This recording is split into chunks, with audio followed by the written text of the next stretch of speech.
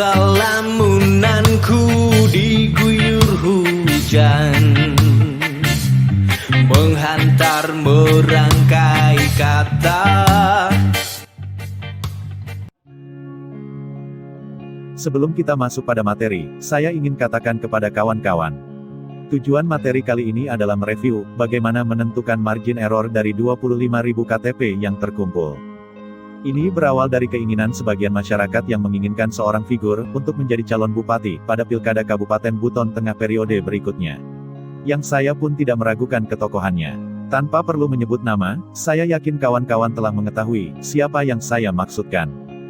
Untuk maju melalui jalur independen. Berdasarkan Undang-Undang Nomor 10 Tahun 2016 tentang perubahan kedua atas Undang-Undang Nomor 1 Tahun 2015 tentang penetapan peraturan pemerintah pengganti Undang-Undang Nomor 1 Tahun 2014 tentang pemilihan gubernur, bupati dan wali kota. Telah disyaratkan adanya 10% dukungan dari total DPT, bagi daerah yang DPT mencapai 250 jiwa. Singkat cerita, dari data pengumpulan KTP yang dipublikasikan, telah mencapai 25.000 data. Yang kalau direpresentasikan mencapai 31,93% dari total DPT Kabupaten Buton Tengah tahun 2019. Apabila direpresentasikan menjadi pengguna hak pilih, mencapai 49,25% dari total pengguna hak pilih Kabupaten Buton Tengah tahun 2019.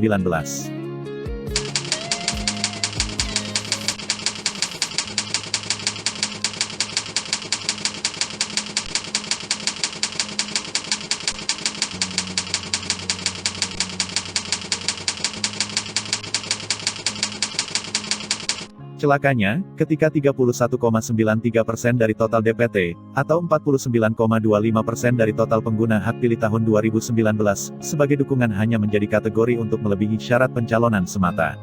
Sepintas tidak ada persoalan mengenai proses pengumpulan data KTP. Namun, ketika kita menelisik lebih jauh, maka problem itu akan muncul berkaitan proses pengumpulan data.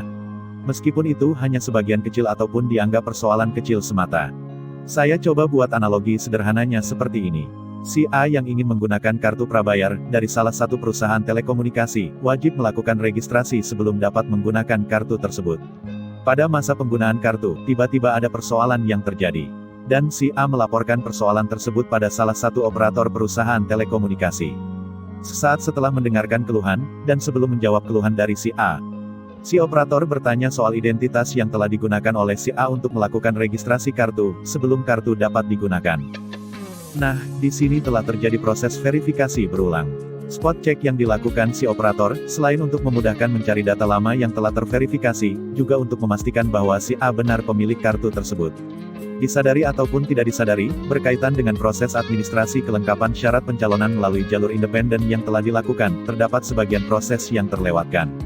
Apakah ini disengaja ataupun tidak disengaja, saya pun tidak begitu memahaminya lebih jauh. Menurut saya pribadi, kekeliruan ini bukan soal apakah dapat membatalkan persyaratan sebagai calon independen. Namun lebih kepada bagaimana menentukan, data siapa, dari mana, dan mengapa dapat dikatakan sebagai data error.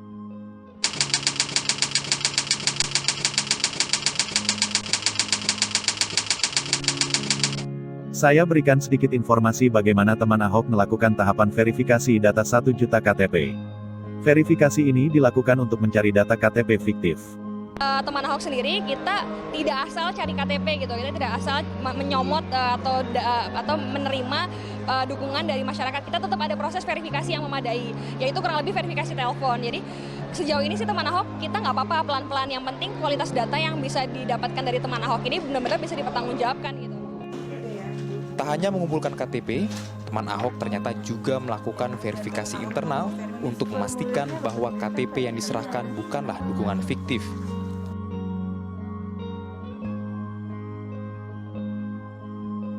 Itu verifikasi internal pertama kami. Setelah kami sudah melakukan telepon, lalu kami akan melakukan penginputan data dari KTP tersebut, dan semua data yang sudah diinput sama kami akan menerima SMS. Ini adalah pengecekan kedua. Jadi ketika ada orang merasa dirinya tidak memberikan KTP, tetapi dapat SMS dari kami, mereka bisa lapor ke kita.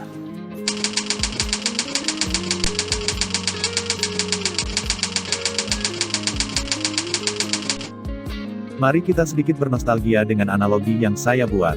Ada sebuah kisah tentang si A yang ingin mencalonkan diri sebagai anggota DPRD pada suatu daerah. Pada proses perhelatan politik yang terjadi, si A memiliki 5 orang relawan yang telah mengumpulkan data sebanyak 1.000 dari berbagai klaster. Mulai dari usia, pekerjaan, dan sebagainya. 5 orang relawan tersebut selalu saja menggampangkan sesuatu di hadapan si A dengan dalil bahwa data 1.000 tersebut merupakan data real. Yang tidak mungkin akan melenceng. Dan si A pun selalu senang dengan persentase 5 relawannya tersebut. Sesaat setelah pengumuman nama-nama calon anggota DPRD yang terpilih, si A baru menyadarinya, bahwa ternyata perolehan suaranya hanya sebesar 320 suara.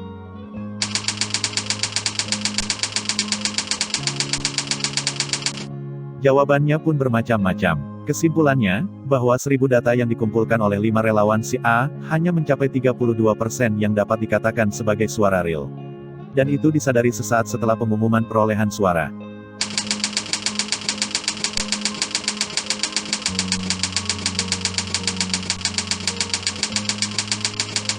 Ini hal yang terpenting.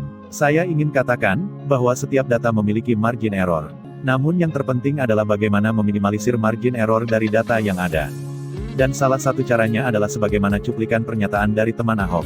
Sebab margin error bukanlah sesuatu yang hanya dapat diduga-duga semata.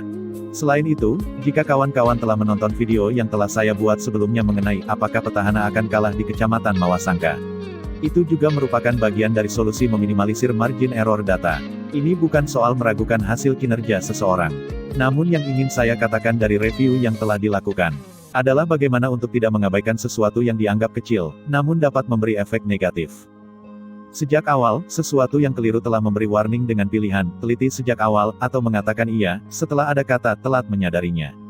Telat menyadarinya pun telah memberikan warning dengan pilihan, memperbaikinya selagi ada waktu, atau membiarkannya sampai akhir waktu. Untuk kawan-kawan yang ingin mengetahui video-video kami sebelumnya, telah tersedia pada halaman Facebook kami, dengan nama Referensiku. Materi yang tersedia pada halaman Facebook kami, berkaitan dengan edukasi, baik bahasan umum ataupun bahasan seputar Kabupaten Buton Tengah.